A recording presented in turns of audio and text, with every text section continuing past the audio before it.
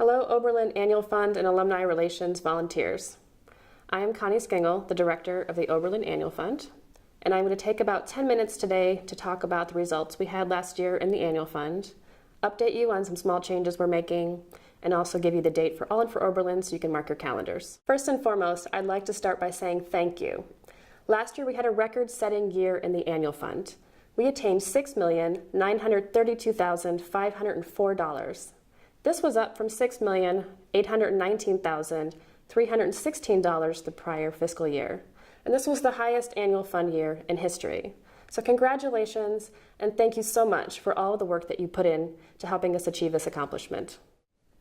We have nearly 400 volunteers who serve the Oberlin Annual Fund, and we in the Annual Fund are so grateful to have you as our partners. We want to thank you for serving your alma mater in this very important way. Of the $6.9 million raised last year, $3.5 million, over half, came in with no strings attached. It was unrestricted, meaning the college and conservatory can use it where there's the greatest need. This is the most impactful type of gift, one given with no restrictions. It enables the college to meet the most pressing financial needs that arise throughout the course of an academic year. Most annual giving, nearly 90 cents of every unrestricted dollar donated, supports student scholarships and financial aid.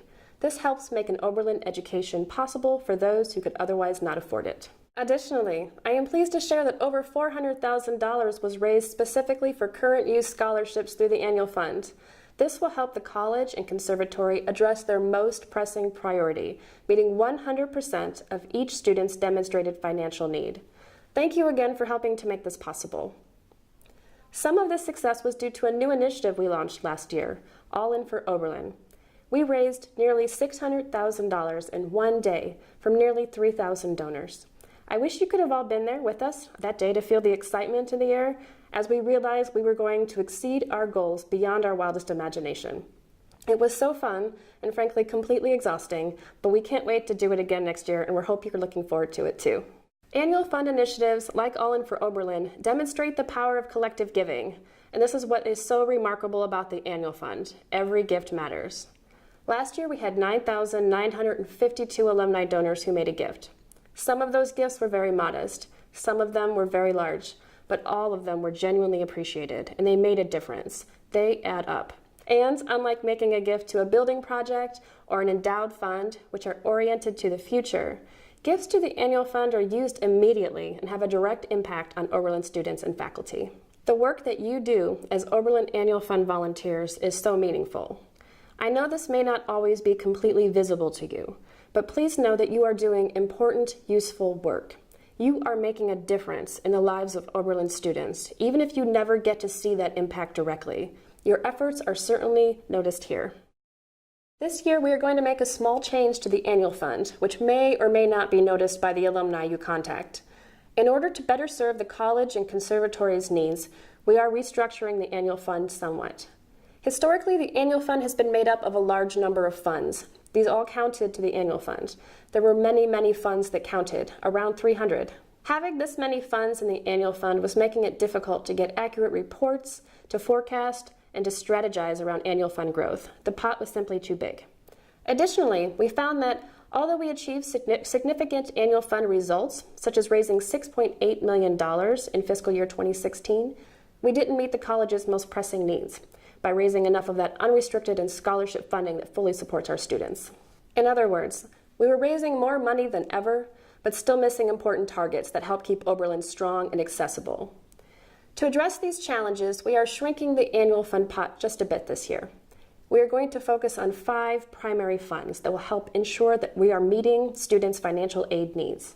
These 5 funds are General Operations, the gifts that come in with no strings attached. The Parents Fund also comes in with no strings attached, but these are gifts from our parents. Oberlin Scholarship Support, gifts that provide scholarship resources to any student. Oberlin College Scholarship Support, gifts that provide scholarship support to our College of Arts and Sciences students. And Oberlin Conservatory of Music Scholarship Support, which provides scholarship support to our conservatory students. It is important to note that the other 295 funds are not going away. Alumni can still make gifts to any academic department, to athletics, to the library, to the Allen, anywhere they want. These gifts will all be received and will all count to that important alumni participation effort. We are simply shrinking the annual fund reporting structure to include only those funds which are meeting the most pressing financial needs of the college at this point in our history. This will help the annual fund team and the Division of Development as a whole be sure we are completely focused on meeting the college and conservatory's budgetary requirements. We hope that by focusing on these funds, we will be able to grow scholarship and unrestricted revenue.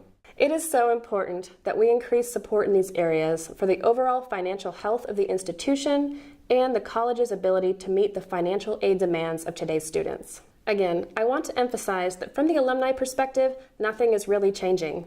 All alumni gifts are still appreciated and still count towards alumni participation. We are simply changing our internal reporting on the annual fund to help us focus our efforts on the most pressing needs of the college. These changes actually take the annual fund back to its original structure at its founding. When Oberlin alumni created the annual fund, they intended to leverage the power of collective giving to support Oberlin College and its students. We are just now refocusing on that original intent. Additionally, as we kick off this academic year, we're going to focus on strengthening our ambassador teams. We could really use your help with this. Last year was our first year of trying out this new model, and we have been so encouraged by the interaction between volunteers and with volunteers and the staff liaisons. You have done really great work together. We recognize, however, that not all ambassador teams have enough members to do the work that needs to be done. So we have been recruiting from our end, but I'd like to ask each of you today to think about some classmates who might want to be a part of this important and fun work. If you have any names of classmates, you can reach out to your staff liaison. They'll be happy to reach out on your behalf, or you can contact your classmates directly. Lastly, we'd like to ask for your help with All In for Overland this year. This year's event is tentatively scheduled for Thursday, April 26, 2018. So please mark your calendars in pencil. It is tentative. Thursday, April 26, 2018. We will be in touch about ways you can participate and get involved.